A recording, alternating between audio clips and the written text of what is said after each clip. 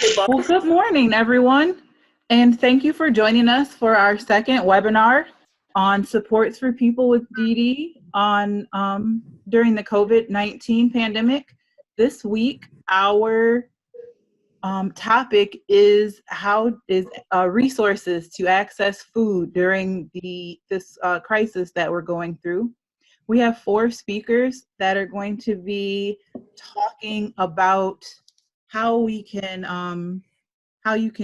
have access to food, supports for you to access food, and resources for accessing food in our state. So the way that today is going to go, we are going to have one speaker, and then we're going to take questions from that speaker. We'll take the verbal questions, and then we'll check in on our Facebook chat and our comments from the Zoom meeting, and then we'll go to our next speaker, and we'll do the same thing.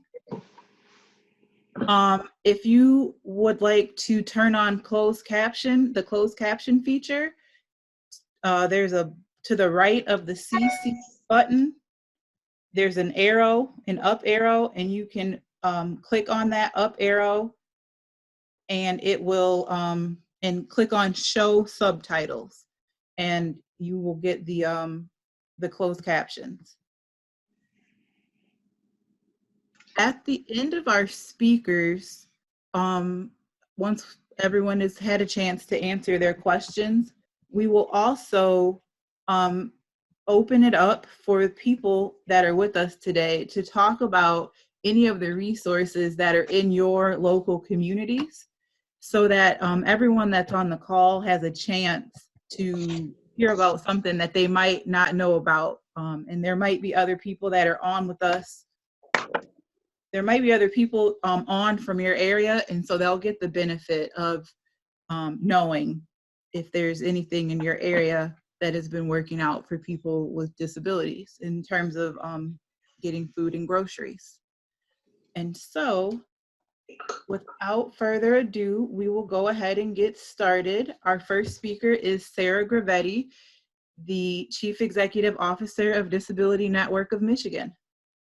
Oh, good morning. Yes, good morning, Tedra. Thank you. Like Tedra said, I'm Sarah Gravetti, and I'm with Disability Network of Michigan. I represent a collective network of 15 community-based not-for-profits called Centers for Independent Living. Centers for Independent Living in your community could be known as Disability Network of the community that they reside in, or some other name, and I'm going to be showing you how to access our website and find your local Center for Independent Living here shortly. But what I wanted to share is that Centers for Independent Living are in your community. They cover every county of the state, and they are here as resources for you and for multiple of different types of resources. We provide information and referral services, which could help you connect to any type of resource you need in your community, from healthcare to Medicaid benefits, to food. This is one of the things I wanted to make sure that we connected with you on today, was that our information and referral supports can connect you with food banks, with areas, with community action agencies, with organizations that have connections to finding food. We are not a provider of food in itself, but we do know all of the local community resources so that you can find, if you are struggling with finding food, that we are most likely have knowledge about how we can go ahead and find resources for you. In addition to information referral services, we also provide supports to help people live independently, so our independent living skill development. We also do peer support, peer mentoring. We do individual and systems advocacy. So if you're struggling with getting benefits during this time, we are also a resource for you. I can't say that we are a good resource for unemployment benefits, because I don't know who is, but as far as Medicaid benefits and food assistance, things like that, we can assist with that as well. And then our final core service is community transitions, which is keeping people out of nursing facilities or other institutions, as well as moving people out of nursing facilities or institutions. So our organizations are here to support you in whatever your needs are regarding any disability-related needs. We are an organization that is structured to serve all people of all different ages. So from families that give birth to a child with a disability all the way through the aging process. In addition, we serve all disability types, including intellectual and developmental disabilities. So in order to find our Centers for Independent Living, we have a website that I wanted to share with you. This website is it's dnmichigan.org. And you can just Google search Disability Network Michigan and you'll find this website if you don't remember the actual web address. At the top of our webpage, we have what's called a member locator. There are two ways to access your Center for Independent Living in your community. One is by using the CIL directory. You'll see a map here. You can go and look on the map on what region you are representing. So if you're, for example, and you're living in the Lansing area, you'd go to Region 9, and that is Disability Network of Capital Area. You'll see their address, their web address, as well as their phone number. Even though right now our offices are not being staffed in person, these numbers do work and they will get you to a person. You may need to leave a message, but somebody will call you back as soon as possible. So I want you to know that during these times, we're practicing safe workplace measures and not actually working in our offices. But that doesn't mean we're not here to support you. The other way to find us is to go on CILs by county. You can see here a list of all of the counties in Michigan. If you know which county you live in, you just click on it. So let's use Ingham County, for example. So click on Ingham County, and once again, you're going to find Disability Network of Capital Area. So going back to the map, so on this map, you can see that all areas of Michigan are covered by a Center for Independent Living. They may not have an office in your county, but they do cover your county and provide information and referral or information and assistance in every county in the state of Michigan. So Tedra, I'm ready for questions if anybody has any specific questions about Disability Network Michigan and the supports we offer. Eric, can you talk a little bit about the specifically what Disability Network can do to help people find food in their area? Yeah, so if you are struggling to get access to food that you need, you can call our numbers. So use the website, find your local Center for Independent Living, call that number, and explain to them that you are struggling to find food and that you need help. And what they're going to do is probably ask you a few questions about where you live, what specifically you need. And once they've got some basic information, they're going to look at the resources that are available in the community and find resources for you. We specifically have received funding from the federal government under the CARES Act for specific to COVID relief. And so our centers are geared up and ready to help people find necessary resources in the community, food being an important element to that.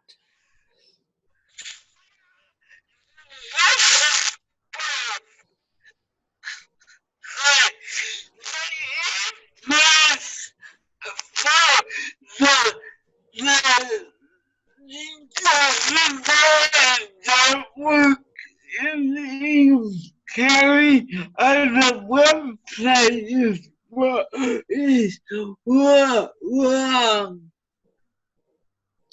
So is that you, Barb, that was talking? Yeah. I missed the beginning part of what you said. It was kind of rattly.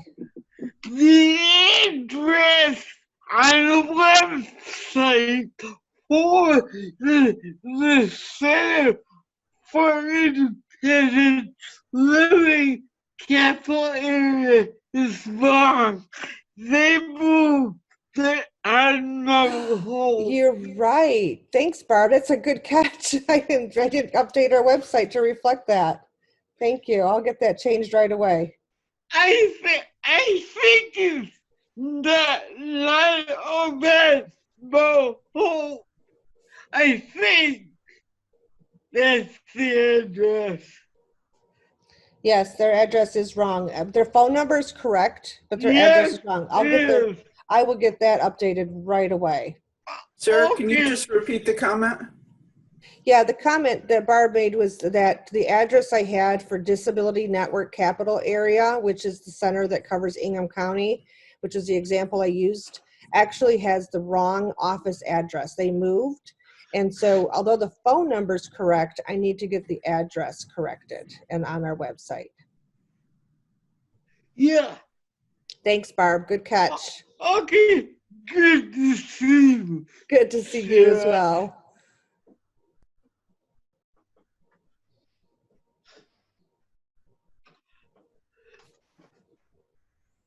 Tedra, you're on mute. We can't hear you. Thank you, Sarah. Are there any questions for Sarah about supports that Disability Network in your area can provide in helping you find food or access food? Petra, we have a question in the chat from Blossom, and they're asking, how can we find food for people who have food allergies? So again, I would recommend that you call your local Center for Independent Living and discuss your specific needs with them, and they will work in tandem with you to find solutions on how to find food for people that have food allergies. I recognize that sometimes the food banks have more, may not have the wide range of food that's needed, but Centers for Independent Living are very innovative and creative on how they solve problems. And I would imagine that you should be able to find the resources you need by calling them. Sarah? Yes. Tracy, are there any comments or questions on Facebook? Not at this time.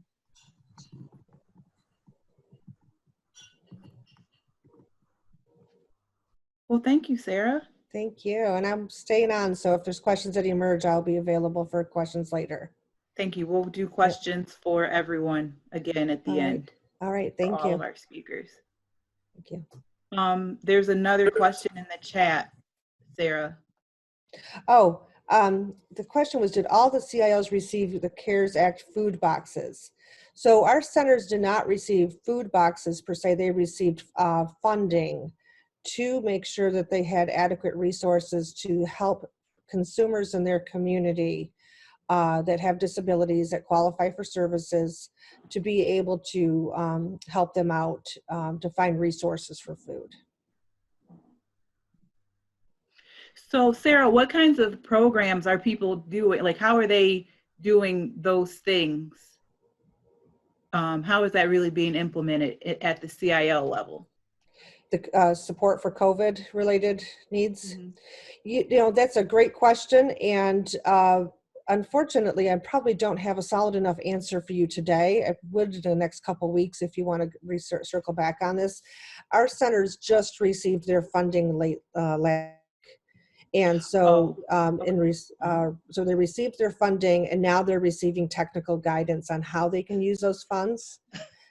So in general, an individual that needs support from a Center for Independent Living needs to have a disability, has to be a significant disability, and they have to develop an independent living plan.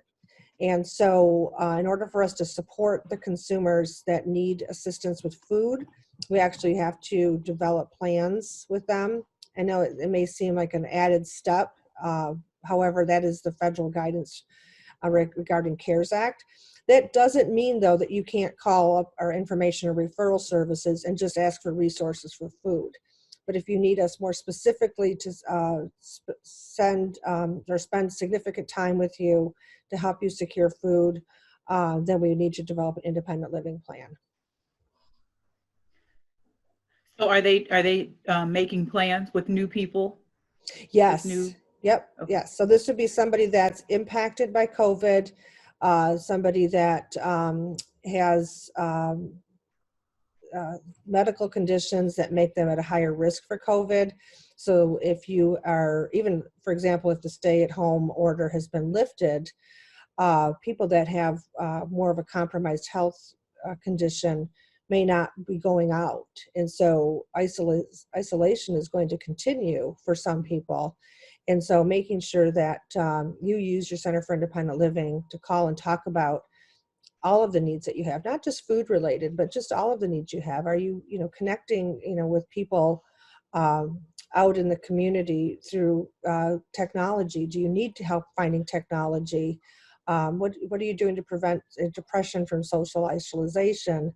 There's all kinds of questions and issues that we're going to be tackling with consumers that need help related to COVID.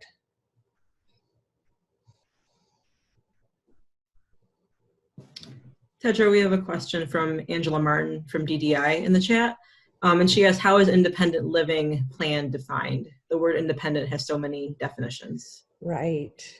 So in regards to Centers for Independent Living, independent is defined as full participation in the community, equal access, living independently is possible, and economic self-sufficiency. These are all parts of the Americans with Disabilities Act and the tenets of that.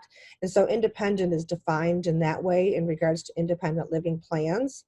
So an individual can come to our center, and if they're eligible for services, which to become eligible, all you need to have is a significant disability, and just declare that you have a disability. You don't need to provide any documentation whatsoever on your disability. And an independent living plan is developed with the consumer. The consumer is the driver of that plan. And so if the consumer comes to us and they need help with food and transportation, that will be the goals that we put into the independent living plan. They might also need other services and supports, but we only put into the plan what the consumer wants in the plan. It's very similar to person-centered planning, and a lot of the values are surrounding person-centered planning. So it's about what the consumer feels that they need to do, what goals they want to set to be as independent as they want to be. So you mentioned isolation, and you mentioned accessing technology, which I know doesn't have anything to do with food.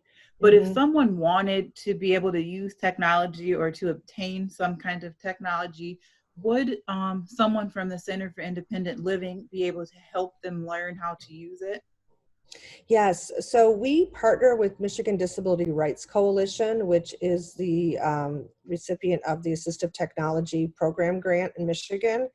And so all of our centers have staff that can help people assess what type of technology they may need and teach them how to use that technology. It could be hardware technology or it could be software technology, but we are here to help with all of that. Great, thank you, Sarah. Are there any additional questions for Sarah? And they would, we'll gladly circle back with you in a couple weeks once the plans for implementation at the CILs become more clear, because I think that'll be a great resource for people to have in the future. And Tedra, somebody just typed in the chat they wanted me to repeat the organization that we partner with. It's Michigan Disability Rights Coalition. And they have the Assistive Technology Program for Michigan. Great, thank you. Thank you.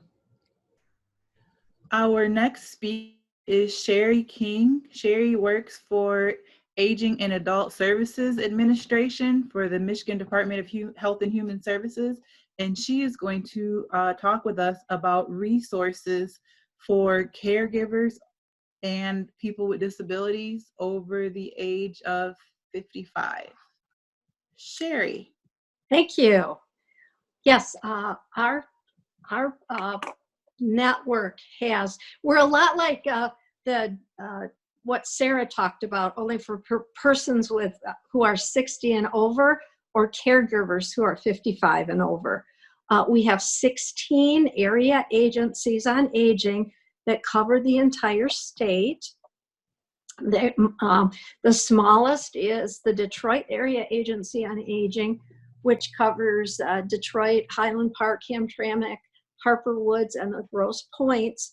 And then the largest agency is Region 11, which is the Upper Peninsula. So it covers the entire Upper Peninsula. Most of the area agencies work very closely with their centers for independent living to make sure people get the services they need. So the area agency services, again, they're in information and referral. We have a large meal program, home delivered meals and congregate meals. We provide in-home services. We provide, right now with our disaster funding, which is also CARES Act money and Families First money, we are able to provide grocery pickup, pharmacy pickup, so we can do some of the gap filling services that people may be missing out on. We can work with Uber and Lyft to get people transportation if they need to go to a doctor's appointment, or we have in-home care folks who can help with the technology if they have a telehealth issue. So in the area of nutrition, obviously the nutrition sites that the congregate meal sites are all closed because of the limitation of gatherings. So persons are either on home delivered meals, or they are going to where the meal site was and they're able to pick up frozen meals or shelf stable meals, generally 1 to 2 weeks worth that they'll pick up. We also have a website, the MDHHS website has a portal on it that persons who are in need of food who don't know about the area agencies can put a message in that portal, that email portal, and say they would like to receive a call and then some food. So then that information is transferred to the appropriate area agency on aging. We have purchased 10,000 what we call Q boxes or quarantine boxes from the Food Bank Council of Michigan. And those boxes have been given out to the AAAs, and then they can provide those boxes. It's a 20 meals. It's a nutritious, they're nutritious meals. The contents were all determined by a registered dietitian. So those are given out to persons who may not be currently clients of the area agency, and then the area agency can help decide whether or not those folks will become permanent home delivered meals clients or not by an assessment. So you can access those, and again, it's for caregivers and persons 60 and over. You can access those services by calling the area agency on aging or going to the portal on the MDHHS website and entering your information. Let's see. Oh, like I said, they can also do some of the wraparound services of helping people get for some of the services that people can order groceries over the phone and or online, and they can pay for them. Then someone from the area agency, they have lots of volunteers that can then go and pick up that food for the person and take it to their home. So the area agencies are working very hard to make sure the older adult does not need their home for anything. They're trying to make sure that they're able to stay within their home because the age is putting them into another risk category, and they may already be in a couple of risk categories. So we're trying to keep everyone inside for as long as possible. We're also working on getting some grant funding from, we did get some grant funding from Consumers Energy for more Q boxes. And then we're working with the Ralph C. Wilson Foundation out of the Southeast Michigan to get additional Q boxes to be distributed. The Ralph C. Wilson boxes will go to Southeast Michigan, and then Consumers Energy boxes will go to other parts of the state. And then we are also working on getting funding for another 10,000 that would serve the whole state. So we continue to look for funding sources to continue to put out the Q boxes to get to persons who are 60 and over, or caregivers 55 and over. And again, the area agencies do work closely with the SIL to make sure that if we have someone that may be served by both agencies, that they're getting everything they need. The AAA's, Area Agencies on Aging, also are what we call waiver agents. So if you're participating in the My Choice waiver, then you would call the Area Agency on Aging, or if you think you might qualify for the My Choice waiver, you can give them a call and they can do an assessment. And that does cover persons 18 years of age and older who do have disabilities. So you can call them. And again, they will do a lot of the same services as as provided for people 60 and over. They do information and referral. They do person-centered planning. They work with the clients to get them the services they need. So again, that would be another source of food accessibility. They have a couple of their home delivered meals programs also include what's called Mom's Meals. It's a company that it's kind of like Nutrisystem, where they send you the meals and then you add the produce and dairy. You would purchase that and add it to the meals. So those are available to the waiver clients as well as some of the home delivered meals. So there's a few options if you're a waiver client versus if you're just a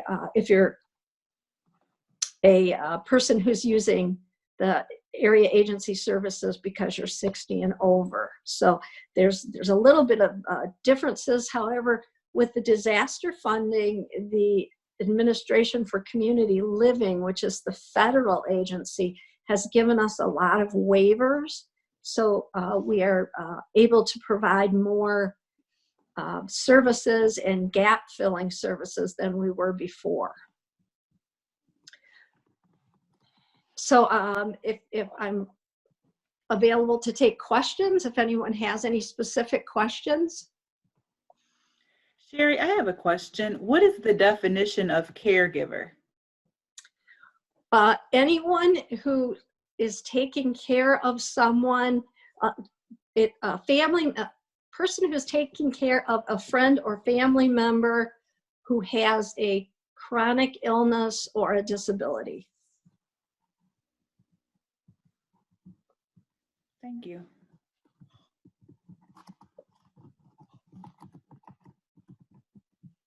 And Tedra, are you able to get that trifold brochure out to folks, or is there a way we can post it?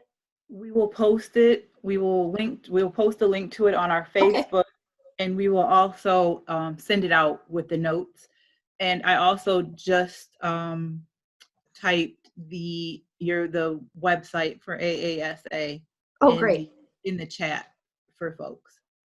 Okay, yeah, and folks can go to the website, or they can use the trifold that Tedra will be sending out to locate by county. You look for your county and it will show you which area agency on aging serves your county, and then you can give them a call. And is there criteria or eligibility, or is it just available for anyone that calls and says, I'm 55, I'm taking care of my son that has a disability, and then you can just come pick up the food box?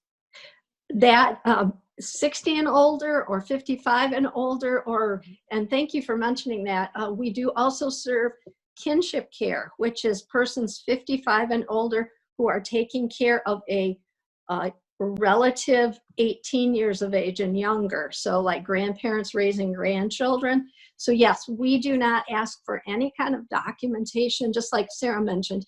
You don't have to have any kind of medical documentation or anything like that. It's just 60 and older or 55 for caregiver.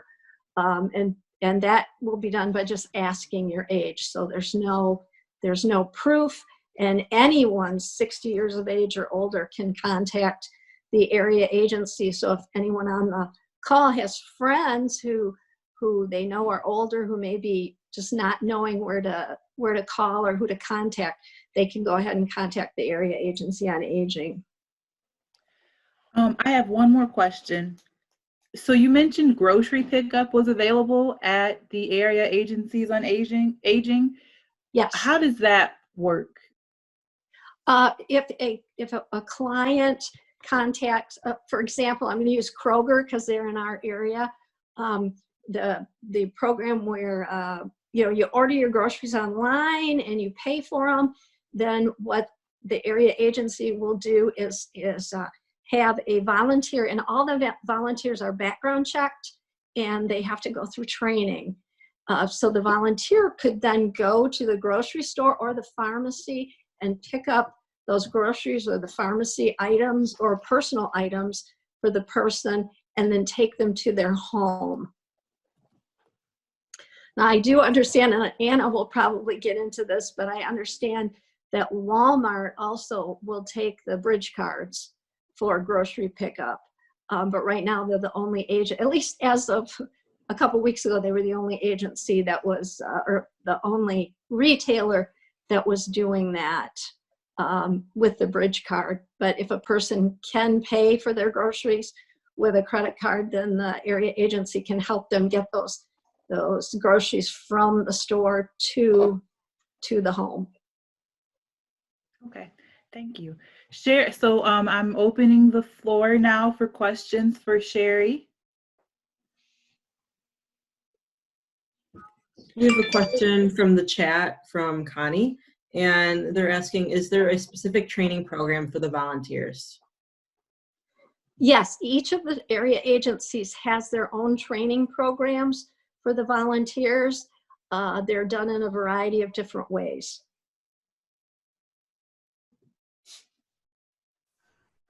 And I have a question from Facebook. Todd has asked, how is there help with transportation?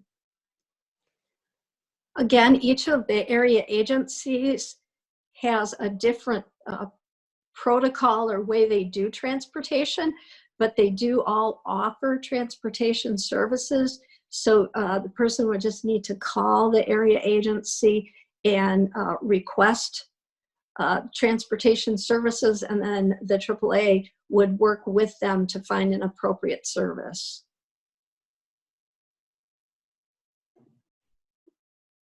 Thank you. Any additional questions, Patty?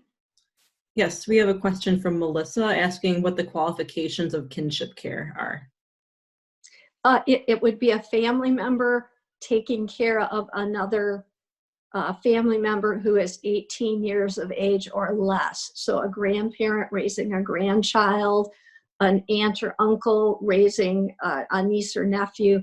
So it's somebody who is part of the family who's taken on the responsibility to raise another family member. And again, they don't have to prove any kind of,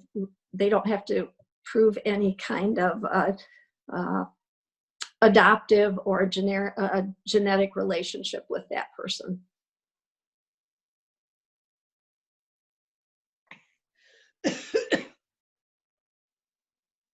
I have one more question about the grocery pickup. So is grocery pickup available at all the AAAs? I am not 100% sure. That would be something that the person could call and ask. It's allowable for all of the AAAs. I'm just not sure all of them have the volunteers available to do that, or the system put together to do that. However, I'm pretty sure that all of this, if someone called and needed that service, if the AAA didn't provide it, they would, through their INA programs, would help them find a way to get that done. Great, thank you. Are there any other questions for Sherry?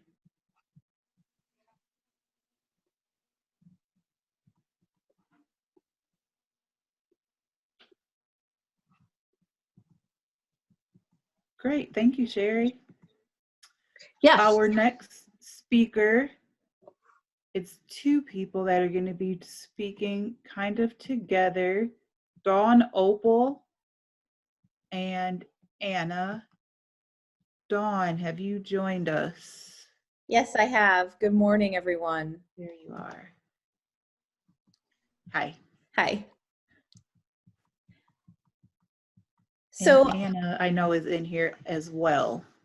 I can't pin two people, so you guys will just switch. yes, I can start, and then if you could switch it over to Anna in just a minute, that would be great. Okay, great.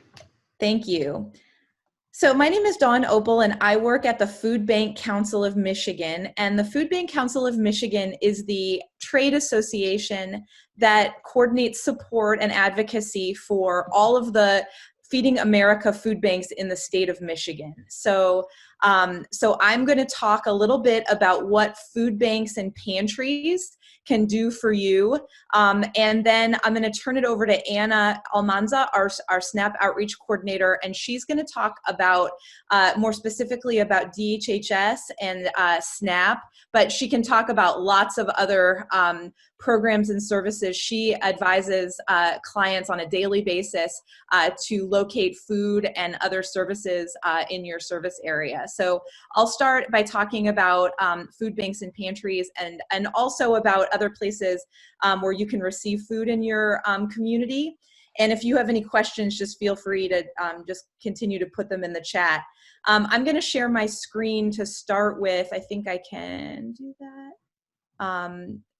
Here, yes. And then you probably, I don't know if you can see, what do you see when you look at me? Do you still see me, or do you see the family well-being guide? We're seeing the guide and we see you off to the side. You're fine. Oh, perfect. Okay. So this is a family well-being guide. I'm not sure if anyone has mentioned it yet. I will put the link to this in the chat just really quick let's see, there's all of my stuff that we'll be looking at in just maybe I can't, let's see if I can stop the share for just a second. I'll put this in the chat just so that everyone can have it. Okay, so the document is right, the link to the document is right here, and I'll put the file in there when I stop talking as well. But the document itself has let's see if I can, it's right here. It has a lot of different resources that might be useful to you, but the reason that I put it in here is that it has a food and nutrition section. And the first one is about the school meal pickup program. So if you have dependents in your home who are younger than 21, you can pick up school meals at a school meal pickup site. And if you click on this link here, it'll take you to a map where you can identify where they're distributing through a grab and go distribution model food under the summer food service program. So your dependent does not need necessarily to be attending that school. You just need to have identification for a dependent that is under the age of 21 who can receive summer feeding. It's under the summer food service program, but you can receive food at that location. So I encourage you to look to see where your location may be and when they're serving food. So that's in this well-being guide, and that may be useful to you. And I'm going to let Anna in just a second, because she advises folks every day on how to access food through these DHS programs. But I will talk a little bit about how you can receive food from food banks and food pantries. So the most, I'm going to stop sharing my screen now so that, let's see if I can, there, so you can see me again. But you can see in the chat, Anna has put in the chat a PDF that is called COVID-19 Food Bank Council of Michigan Food Pantries. And in there, we want to make sure that everyone, she did designing this, this document for everyone to be able to see that the food banks and pantries in Michigan are open during COVID-19. Some food pantries that may, you know, you need to carefully check by searching online or calling 211 to ask and to find out which food pantries in your area, where they're located and what their hours are. Most all of them are doing a drive-through or a curbside pickup service. So, so you can, you know, you won't actually have to, you know, get within 6 feet. What will happen is that most likely you'll drive through, pop your trunk, and the food will be placed in your trunk at the time that you come to that particular distribution. So depending on your area, each food bank and pantry, some are doing what are called mobile distributions. And you know, and those will be located on the food bank's website. But we ask that you call 211 to provide you for the contact information for your local food pantry. But you can also search online with this, where it says on the flyer, Fbcm, ich.org, resources/find a food bank. It's in this PDF, to find your local food bank and to find out what mobile distributions they may be doing so that you can identify those resources in a local area. So it may be that they're running a new mobile distribution for COVID-19 that you can visit. You just need to learn where that's located. So I'm going to turn it over to my colleague Anna now to talk about DHHS and also to fill in any gaps that I might have missed just about food banks and pantries, because I know she's really the expert in leading people to where the services are, but we want to make sure that you're aware. And I also see a question in the chat about if a student with a disability is still receiving special education services and over 21, do they qualify for school food programs? That's a question. Anna, do you know the answer to that question? For the school food programs, are you talking about the meal pickups that Dawn had mentioned, the summer food service program? Yes. Oh, so yes, that any student of any age that's in, and it doesn't have to be the school or the district they're enrolled in, they're welcome to go to those sites to pick up meals.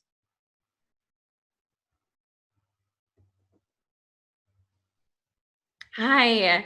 So good morning. I'm Anna Almanza. I am the SNAP Outreach Coordinator at the Food Bank Council of Michigan. So I do a lot of the support in our network with sharing information about SNAP, which that is the Supplemental Nutrition Assistance Program. In Michigan, we call it the Food Assistance Program, or FAP, and those benefits are loaded onto our state's EBT card, which is the Bridge card. So I'm just going to give some general information about SNAP, a couple updates, and then can open for some questions. And I will share some flyers. Once I'm done speaking, I can share some in the chat as well. But SNAP, there's been quite a few updates that have happened with that. If you don't currently receive food assistance benefits on the Bridge card and you've had a change in your income, it definitely encouraged that even if you didn't qualify previously, to complete an application with those new circumstances to see if you may be eligible. The Michigan Department of Health and Human Services is still up and running. Even though the lobbies are closed, there's been a lot of misunderstanding that because the lobbies are closed to the public, that doesn't mean the department is closed. So the staff, the caseworkers are still there. They are still processing new applications and processing any reported changes as well. So there's a couple ways that those applications can be completed right now. If you have access to the internet through a computer, a tablet, or a smartphone, you can visit the My Bridges website, which is at michigan.gov/MIBridges. And you could create an account on there to do that application. We recognize that that may not be an option for everyone. So at the Food Bank Council of Michigan, we operate a statewide food assistance helpline.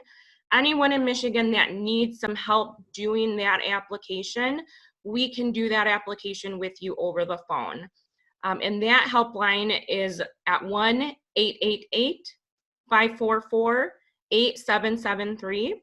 And I will, again, this will be one of the flyers that I share with that, but that it's open to all 83 counties. Anyone living in Michigan can call that phone number to assist you with doing an application. You may have heard there's been some changes, some additional benefits that were given to households that have the bridge card that get food benefits.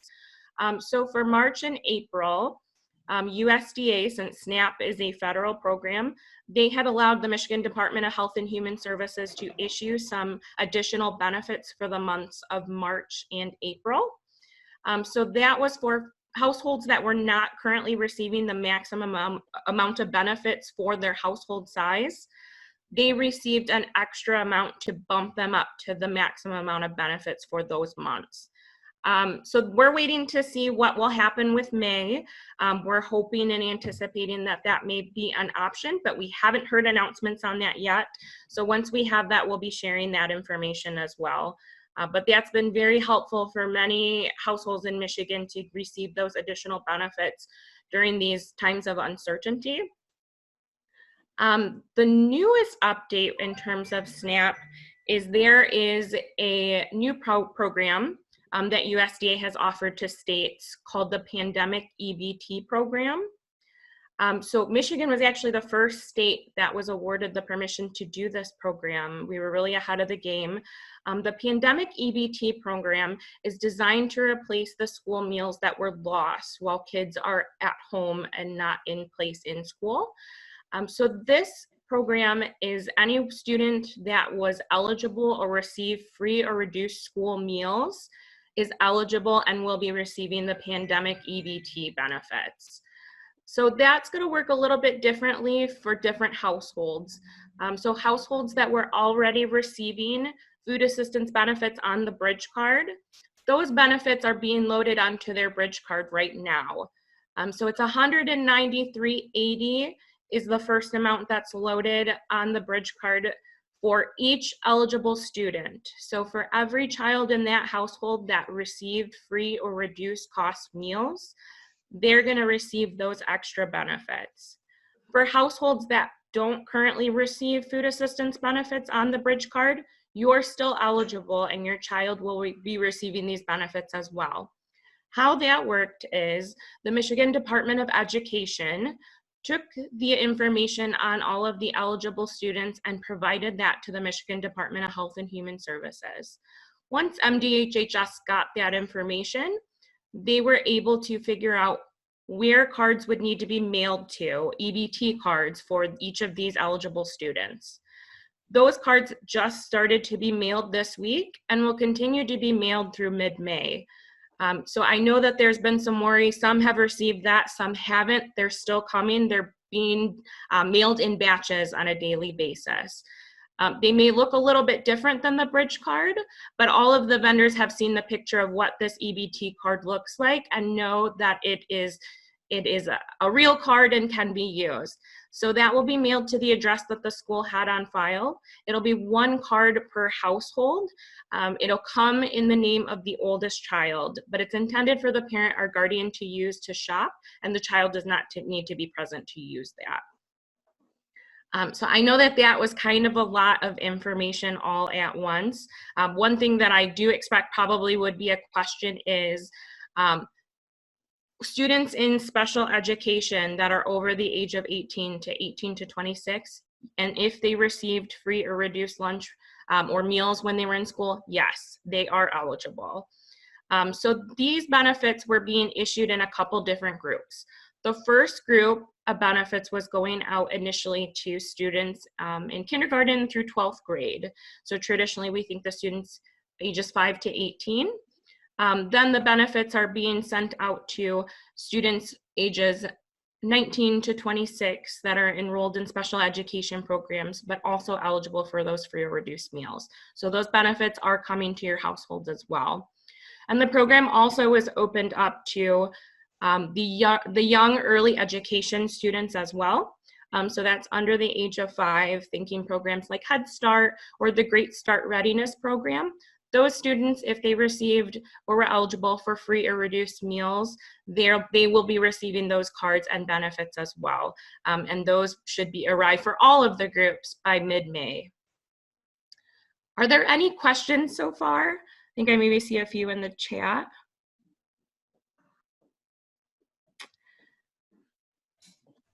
So if someone had asked if their benefits were decreased in the last month, that'll be something you'll want to reach out to your local DHHS office or your caseworker to see what changes were made, if there was something reported or if that was done in error. But even if the benefits were decreased and you received an award letter that says it had decreased, if you were below those maximum amount of benefits for that household, you should have still received those maximum benefits. So I would recommend reaching out to the caseworker or local DHHS office. Again, for those that didn't receive the maximum amount, that will be something you're going to want to reach out to DHHS about. We're not, so the question, so are we getting the additional benefits for May and June as well? We are not sure about that. We are hopeful, but we haven't heard exactly if that's happening and what the issuance schedule would look like. So Anna, yes. Anna, I'm sorry, I don't mean to interrupt you, but we need to know the question. We are also broadcasting live on Facebook. And so if you are going to read the questions in the chat yourself, could you read the question, then answer, so that everyone that's watching has the benefit of what the question is that you're answering? Absolutely. And if it's easier, if you guys just want to read the questions out, I know there's quite a bit so that I make sure I'm not missing any. If that would be easier, if you want to read them to me and I can respond. Great. We do have a person that's available to do that. And so thank you. Patty, you're on. Sure. And I think you already were providing a response for the $194 in May and June. Did you want to read the question? Someone asked, so we aren't getting the $194 in May and June. So just to clarify with that, are you asking about the pandemic EBT benefits or the additional SNAP benefits that were awarded? Because that's two different things. So if it's the additional SNAP benefits that were awarded in March and April, we're not sure yet what that's going to look for May or moving forward. So the answer for that is no announcements have been made on that. If they're asking about the pandemic EBT benefits, yes, there are benefits that were going to be awarded for May and June as well. Those will be loaded on the bridge card and all of the pandemic EBT cards at the end of May. It won't be the $193.80, it's going to be $120.40, I believe, but that will be loaded at a different date. Is the $193 per household or per student?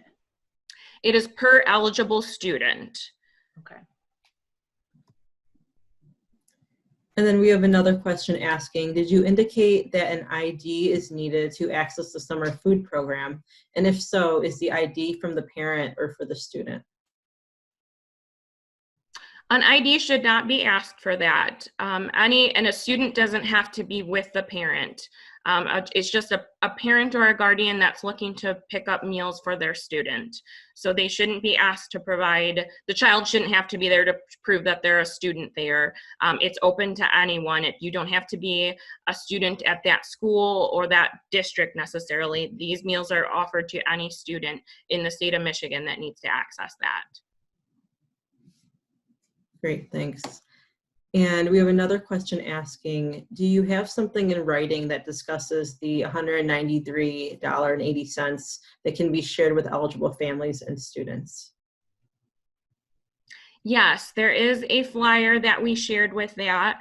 One thing that may be helpful, since now that I know it's going on Facebook Live here, we do have an outreach page that we have been sharing SNAP updates on. So for those of you that are on Facebook, you can visit, it's called SNAP Outreach at Food Bank Council of Michigan, or you can search in SNAP Outreach MI.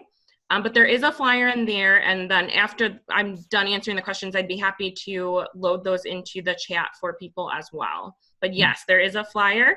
The Michigan Department of Education also has a page on their website that has that pandemic EBT information on there. And they did take our flyer and made it ADA accessible. So that is available on there as well.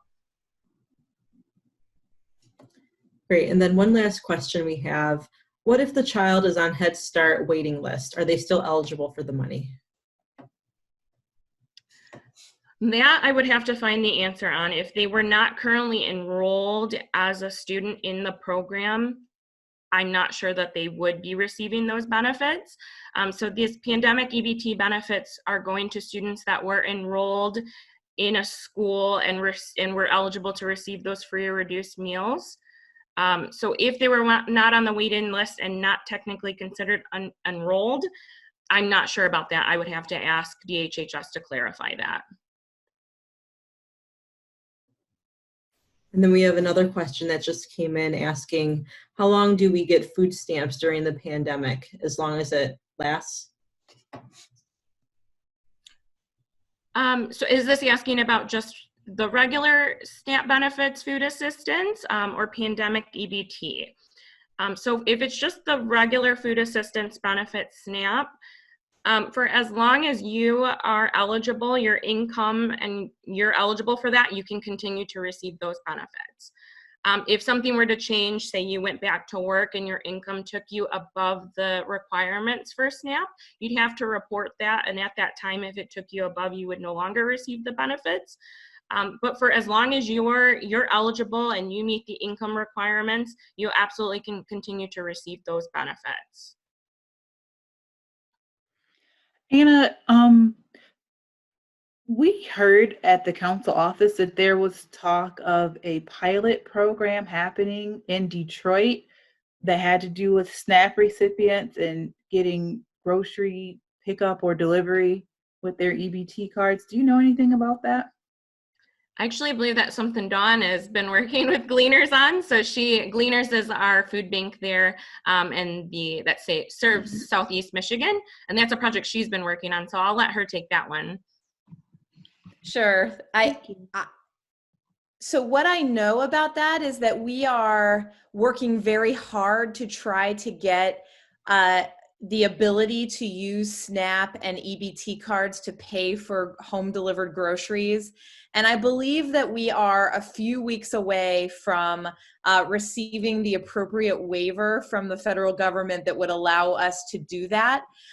So we've been working for about 6 weeks on that in the hopes that we can pilot that in Detroit soon. As soon as we have any further information on that, it'll definitely be available through, I would say, either through DHHS and certainly through Gleaners Community Food Bank, their website. And we at the Food Bank Council would certainly have information about it through our hotline as well, but it is not currently operational yet, but we're working very hard to get that up and running. Okay, thank you. Tracy, do we have any questions or comments on Facebook for Anna or Dawn? Yes, we actually have one question from a Miss Stewart, and she has asked, where can students get food in Detroit?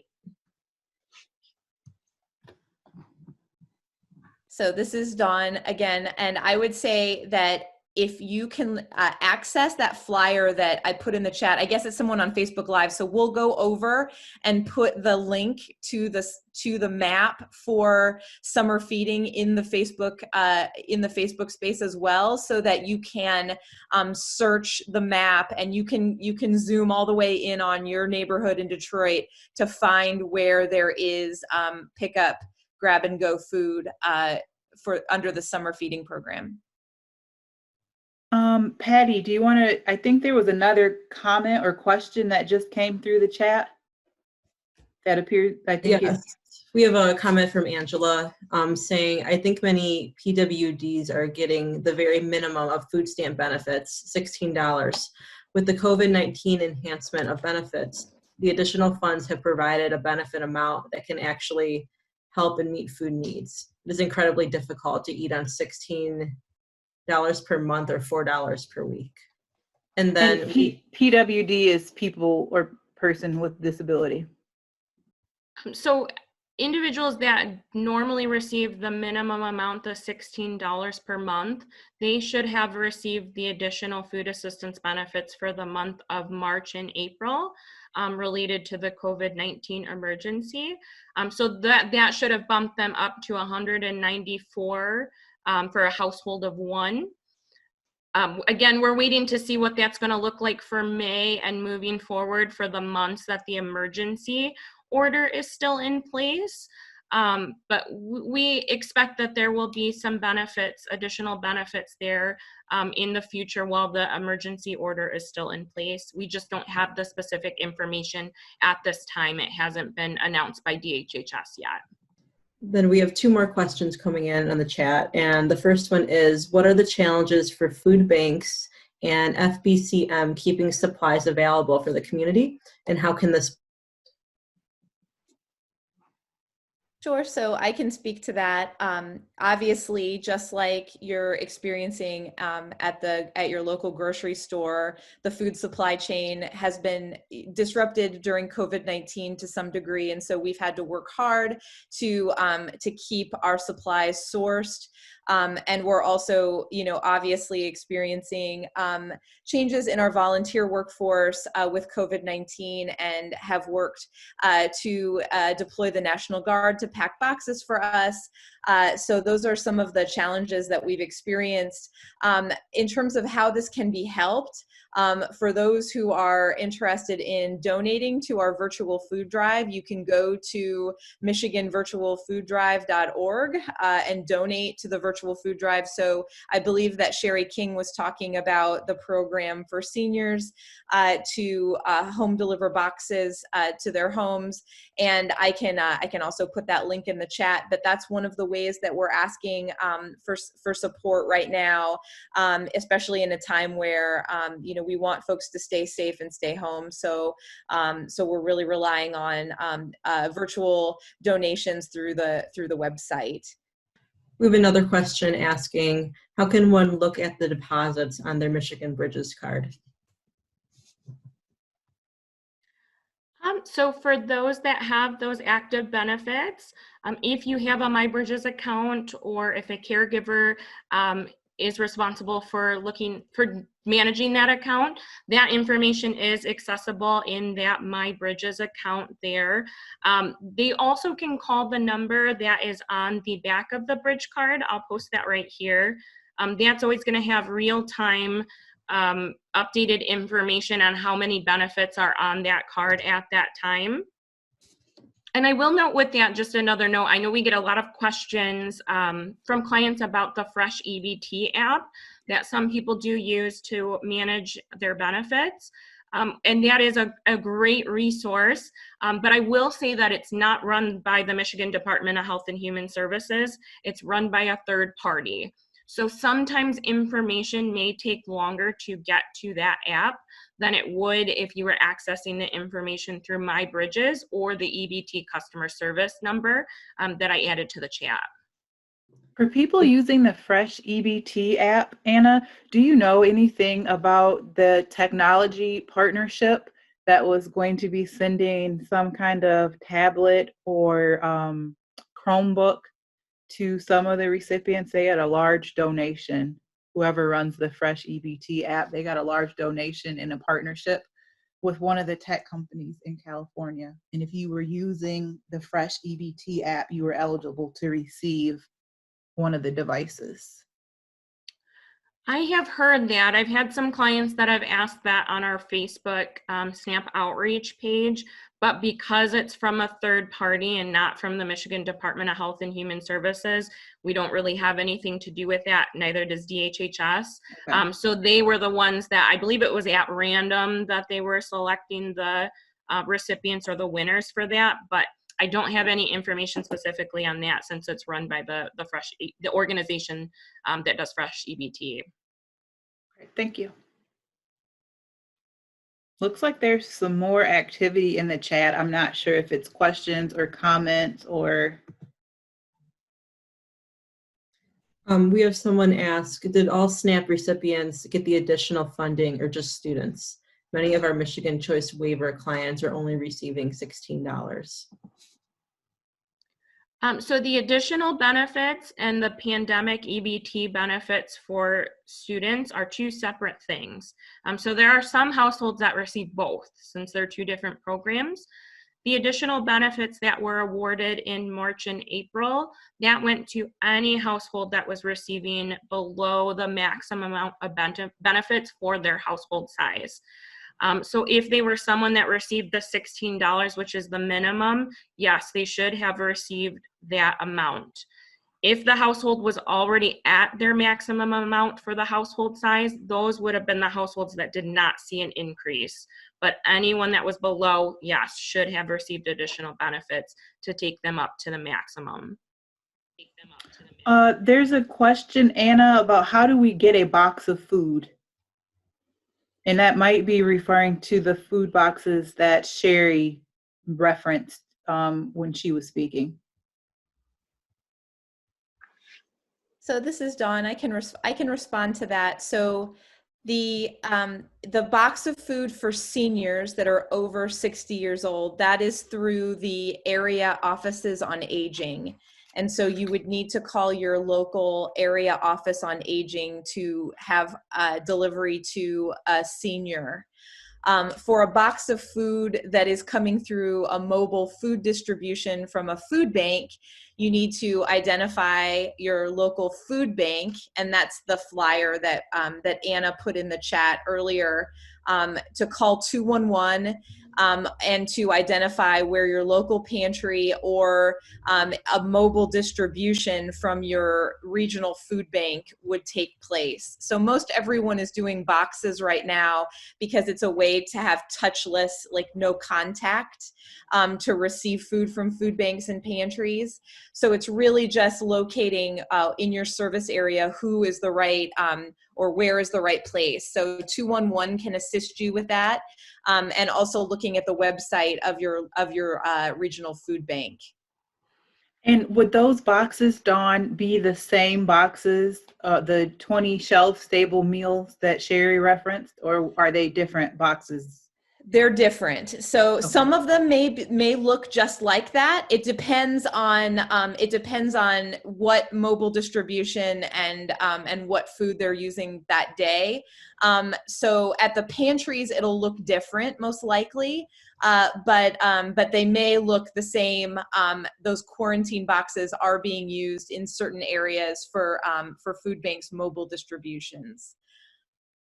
And are the quarantine boxes available for typical everyday citizens to purchase, or for other organizations to purchase, provider organizations, community mental health organizations, or is it something that only is available to the AAAs or food banks? So right now, the AAAs have contracted through their state, through ASA, their state DHHS entity to contract with us for those boxes for seniors.